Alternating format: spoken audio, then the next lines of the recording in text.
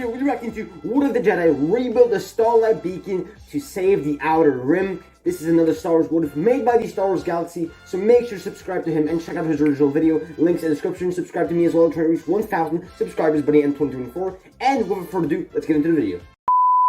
What if the Jedi Order rebuilt Starlight Beacon during the prequel era? That's our let's story go. for today. I really enjoy this one, maybe more than some recent ones, so I hope you guys enjoy the story as well. As for what Starlight Beacon is, well, that will all be explained in the video, so hope you guys enjoy, and let's get right into it. Our story begins inside of the Jedi Temple, in the halls surrounding the Room of 1,000 Fountains. This is an extremely peaceful area in the temple, and one that the young 13-year-old Anakin Skywalker often visits when he needs a place to find peace within himself. He liked Obi-Wan, but sometimes he just needed to be alone, and Tatooine never had anything like this.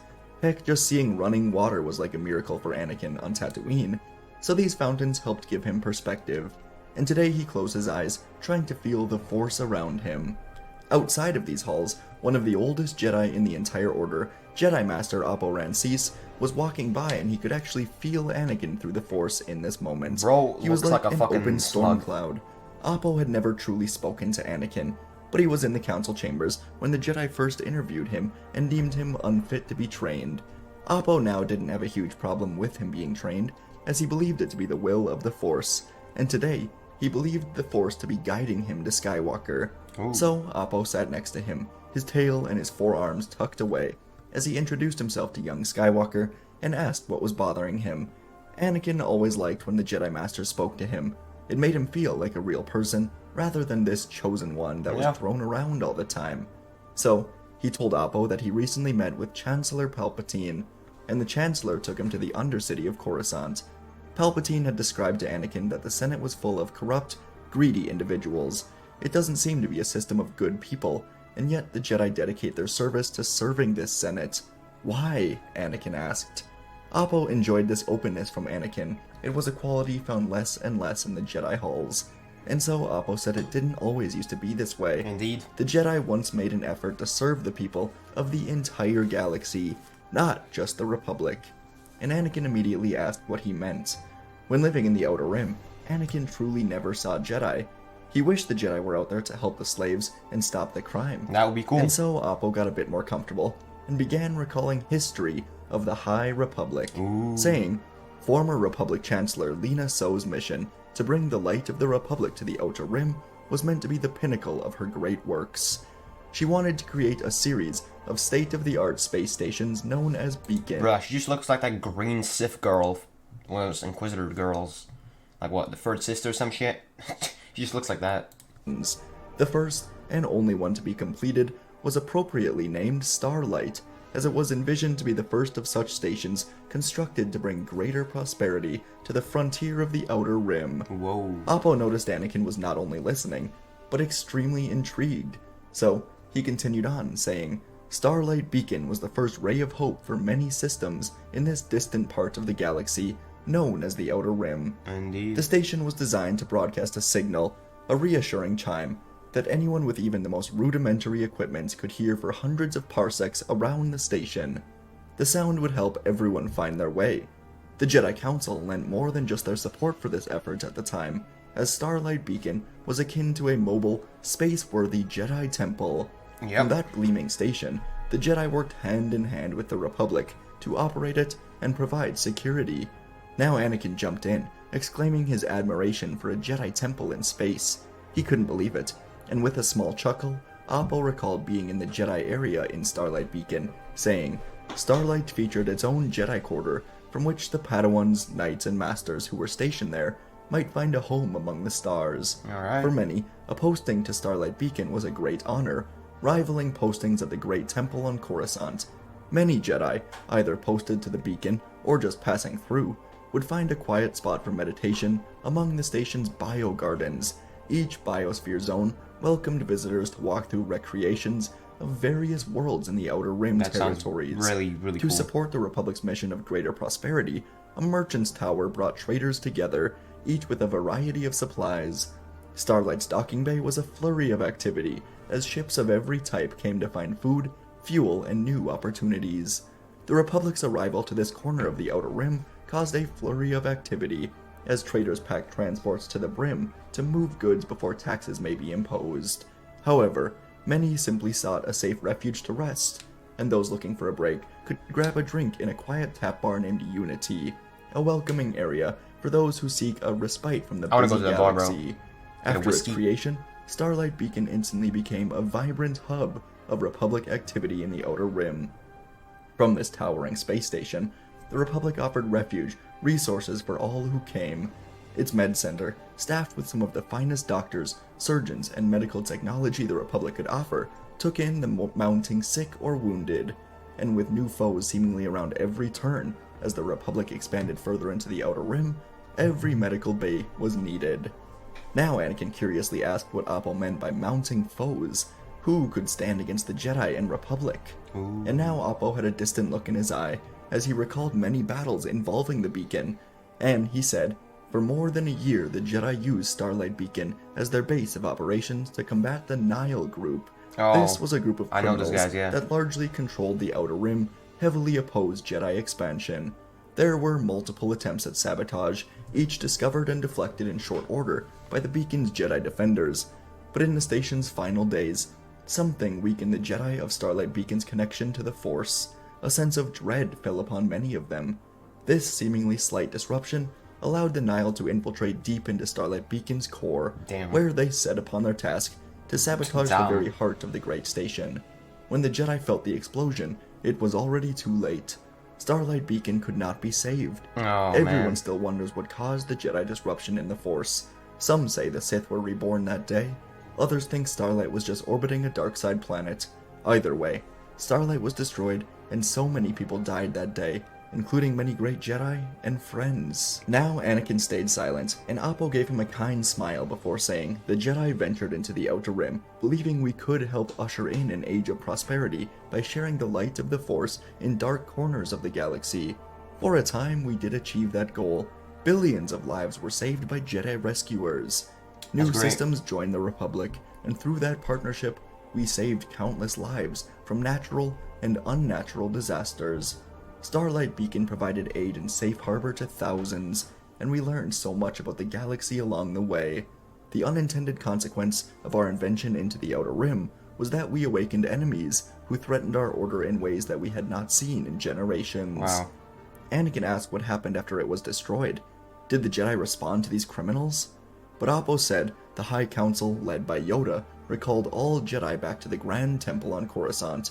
The enemies that weakened or killed so many were simply too dangerous to the Jedi for us to remain scattered across the Wow, galaxy. that's insane. At Master Yoda's urging, we had to regather our strength and find a way to defend ourselves from this threat. For as long as we could not combat this danger, we could not protect others from the danger. And so naturally Anakin was now very confused. The Jedi now stood at 10,000 total members, and yet they choose to simply reside here on Coruscant, completely separate to the Outer Rim. Oppo put his hand to his beard to think, saying that the Jedi serve the Senate, and they cannot interfere much in the Outer Rim See, worlds. that's as they are exactly the wrong thing to say. The Jedi aren't supposed to serve the Senate. They're supposed to serve the people, you know? not in the Republic. When Starlight was built, the Republic was expanding. Now the Republic is shrinking, as recently a separatist alliance was born. Oh, yeah. It was no threat right now, just planets joining former Jedi Dooku in a small alliance to leave the Republic. The Jedi figured it was nothing and likely to die out quickly. But these words from Anakin seemed to awaken something in Oppo. Back in the golden age of the Jedi during the expansion of the Republic, Oppo was one of the most supportive Jedi when it came to building and using outposts across the Outer Rim to serve as sort of mini temples outside of Coruscant. Oh. He once believed it was necessary for the Jedi to have a strong presence on many Outer Rim planets. True. But since the great disaster with the beacon and the Jedi recall to Coruscant, Oppo had gotten caught up in the Council, the Senate, and he realized now, as he spoke to a child from the Outer Rim, that the Jedi were nothing more than a myth to the people out there. Indeed. That was a failure. He talked with Anakin for a while longer, getting his perspective on the Jedi from the people of the Outer Rim, and soon he truly learned the Jedi are not doing their duty. He remembered a lesson from his former master Yaddle so long ago. Wait. Yaddle was Oppo's master?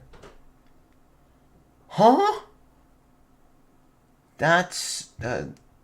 I did not know that. She once told him, it is by being out in the galaxy that we can truly live up to our mission as messengers of peace. A calm, prosperous existence is the most fertile ground for unity and goodwill to bloom, and with everything in balance, only then can we find a deeper connection to the Force. And Appo stood up, thanking Anakin for his young insight as he went to speak to Yoda in the Council. Appo would go on to speak with Yoda, Windu, Plo Koon, and a handful of other Jedi available to attend this meeting. Appo claimed that the Force called him to speak to Anakin, and he thinks the Jedi are failing by not expanding into the Outer Rim. And to his surprise, Yoda was actually in agreement with this. Appo caught Yoda on perhaps the perfect day for this conversation. The Grand Master just learned that Dooku was the head of an early separatist movement. Dooku was Yoda's last student, and upon learning that his former student believed the Jedi and Republic were broken enough to completely leave, Yoda was open to new ideas to bring the Republic and the galaxy back into balance. Or, old ideas. Appo proposed the rebuilding of Starlight Beacon to once again be a hub for the Jedi and Republic to help those in the Outer Rim. And after much deliberation, it was decided. The Jedi would head the construction of the beacon, as long as Palpatine and the Senate agreed to this. But, unfortunately, Chancellor Palpatine was very against this idea, of course, as the Jedi went and proposed it to him. Palpatine said they must focus heavily on the planets already in the Republic, and the Outer Rim is taken over by crime syndicates like the Hutts and the Black Sun. Republic expansion would mean war. Plo Koon said that may be true, but if war meant helping the people, perhaps it was a necessity. But Palpatine completely shut down the idea, so now Yoda had a different idea. He would travel to Sereno with Appo Rancis and Mace Windu, homeworld of Count Dooku.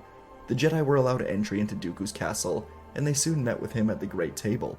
Dooku was aging noticeably quickly, seemingly under a lot of stress, but Yoda said today they bring news that may relieve Dooku's stress a bit. Dooku had always been an advocate for Republic and Jedi expanding their influence into the Outer Rim, but the Jedi were always too stubborn to listen. But now, they were seeing their failures to protect this galaxy. Wait, so are they gonna try to get Dooku back on board since they're gonna be trying to rebuild the Starlight Beacon, and Dooku might be like, alright guys, I'm back, bro. That'd be cool. And Yoda proposed that Dooku fund the creation of Starlight Beacon. If he does this, then the Jedi Order will split into two. 5,000 members will remain on Coruscant, carrying out missions at the request of the Senate, but the other 5,000 will aid the creation of the beacon, spread cool. Republic and Jedi aid into the Outer Rim. Dooku honestly couldn't believe this. The Jedi were doing what he'd always wanted, serving the people of the galaxy. He said he would consider this, and the Jedi would leave in peace. As they did, Dooku realized this was a way out. He thought he was stuck serving the Sith. He thought it was the only way to achieve peace and prosperity that he desperately wanted for the Republic. But maybe this was a way out from the clutches of the dark side that were turning him into someone he did not recognize. And Dooku put together a plan to simultaneously get rid of his master, while also showing the Republic that expansion is a necessity. A few days later, Dooku would contact the Jedi and say that he will accept their offer. He will help to fund the creation of this new Starlight Beacon. But as the Jedi were speaking in council with a hologram of Dooku, a loud explosion across Coruscant could be felt. Oh shit. The Jedi looked out of their window to the Republic Wait, Dooku just assassinated Palpatine, didn't he? Oh shit, while he's speaking to the Jedi. executive building. An explosion just erupted in Palpatine's office, and from the smoke of it all emerged the logo of the Black Sun crime syndicate from the Outer Rim. He paid them off. Dooku paid him off, didn't he? Oh shit. The Jedi scrambled to help anyone who was injured in the horrific blast. When things settled down, the death total was miraculously just 1. But it was Chancellor Palpatine. In his early days as senator, Palpatine was influential in pushing the Black Sun out of Naboo, and today they showed they were strong enough to get their revenge. No one knew how the criminals got into their office. They would have had to be given instructions from someone who knew a secret entrance. I wonder from who. Dooku said this was terribly unfortunate, but now that Palpatine was dead, in an emergency Senate meeting, Count Dooku and Yoda would speak, saying that this shows the Republic has ignored expansion for far too long. Crime syndicates are dangerous to the galaxy, and the rebuilding of Starlight Beacon will aid in a new golden age for Republic and Jedi, working as one. Dooku announced that his initial separatist movement will be stopped, and instead his efforts will go to helping this beacon be created. Most of the Senate was pleased by this, The corporations, not so much, as they just wanted the Republic to split Oof, and off, war to be corporations. created, but they were outvoted heavily, and the creation would finally get underway. The first few years were very successful, as many Jedi were stationed to help the thousands of employees hired to help build the beacon. Perhaps the greatest surprise to anyone was how great Anakin Skywalker was for this. At just 16 years old, Anakin was a top engineer for the beacon, helping build it as an influential Jedi. Nice. And Anakin's influence was spread to many people, as he became a symbol for many citizens to show the Jedi truly mean well. As Anakin helped lead the building of the huge beacon, his master, Obi-Wan Kenobi, was stationed on it as well, and he would lead many of the initial Outer Rim negotiations to bring planets into the Republic. Obi-Wan quickly earned a nickname around the Outer Rim as the Negotiator, as he was excellent at convincing new systems to join the Republic, and once they did, many Jedi outposts would be built. The creation or restoration of outposts from the High Republic era was led by Oppo Rancice and Plo Koon, among others. Half of the council was sent to aid Starlight Beacon in Outer Rim expansion, including Plo, Oppo, Kit Fisto, and Shaak Ti, while half remained on Coruscant, including Yoda, Ki-Adi-Mundi, Depa Billaba, and Mace Windu. Alright. These outposts would be built or restored, and each outpost would have a Jedi Master stationed here as the Marshal of sorts. They would each be given a group of 100 or so Jedi to provide aid and security against crime and piracy throughout the Outer Rim planets. Every day the beacon grew, new systems joined the Republic, and the galaxy was becoming more balanced. On Coruscant, new Chancellor Anaconda Farr was very progressive and supportive of all of this, and he would make Count Dooku the official Marshal of Starlight Beacon. In recent years, Dooku shut down the secret clone army and tried to forgive himself for the deaths of Yaddle and Sifo Dyas. He did orchestrate the bombing of Palpatine's office, killing off the Sith, and that did give him some peace. No one knew of his murders, and as Marshal of the Beacon, he would find peace in bringing the people of the galaxy together. But it was not without resistance from the crime syndicates. The Black Sun, Pikes, and Hutts, among other syndicates, all hated the Republic expansion. But luckily for the Jedi, the first few years of expansion were spent by the syndicates fighting among themselves about who will lead their resistance efforts against the Jedi Beacon. For years, the crime syndicates only fought each other in wars that would massacre many of them as they fought for control of the Outer Rim. The upside to this was that it gave the Jedi and Republic years to expand without fighting the syndicates. The downside would come around 5 years into the construction of the huge beacon, as the Black Sun won the Syndicate War and has now become a huge threat to expansion. As they've How the hell did the Hutts not won? Like, how the hell did the Hutts not won? How the hell did the Hutts not win? That's interesting. Gathered many members from the other syndicates. For a year, the Black Sun would begin targeting Jedi outposts in the Outer Rim, forcing Jedi to retreat or call for help, as they were often overwhelmed by the sheer number of syndicate members attacking. They were unorganized, but they were driven by the desire to have a galaxy of chaos and anarchy, while the Jedi were led by the desire to have peace and harmony in the galaxy. Two complete opposite ideologies in a war with each other. The Jedi would counter these threats to expansion by asking the citizens of these Outer Rim planets to fight back, create mini-militias, aid the Jedi. In years prior, the Jedi asking the Outer Rim people for help would have been useless, but now the people were seeing the Jedi truly did mean well, and so they would help fight back the criminals. Good. Many battles would take place, and as the citizens fought back, the tides of war would turn.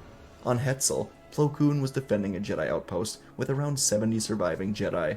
The chances of victory were bleak, as the Black Sun seemed to never be ending in warriors.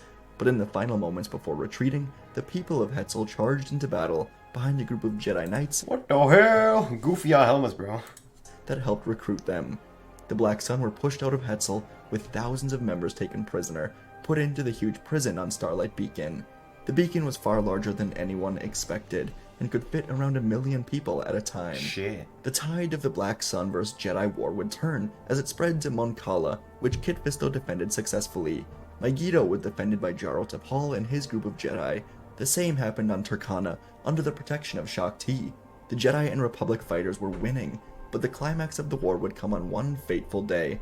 The Black Sun enslaved countless beings in planets not yet occupied by the Republic, and those enslaved ended up creating a superweapon, one-of-a-kind ship for the Black Sun. Oh, shit. In a final effort to win this war with the Jedi, the Black Sun launched a fleet to the Starlight Beacon.